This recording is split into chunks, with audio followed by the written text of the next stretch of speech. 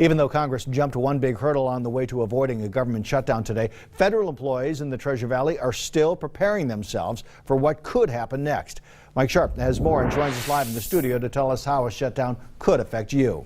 Don, threats of a government shutdown aren't anything new for federal employees, but you might be surprised at who could be affected and what it could mean for your own life if the government doors are closed.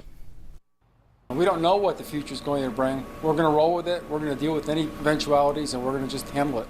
Members of the Idaho National Guard are watching the events in D.C. very closely because although the military will still exist through a government shutdown, some employees could find themselves forced to take unpaid time off. It's a reduction in pay for many of our personnel, which means less income for our families to be able to spend on things like new shoes, new school clothes, perhaps a new car is needed. It's just not going to be bought. The news of possible unpaid time off isn't something unusual to our servicemen and women.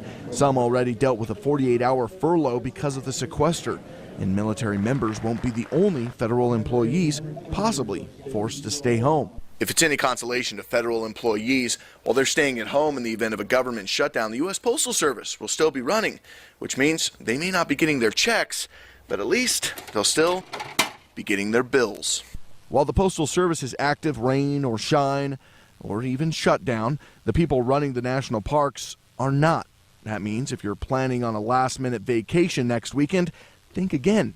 As for guns, if you're waiting on a special permit, plan on waiting as long as lights are off in federal buildings. But for many of us, the effects will likely not be much more than annoying.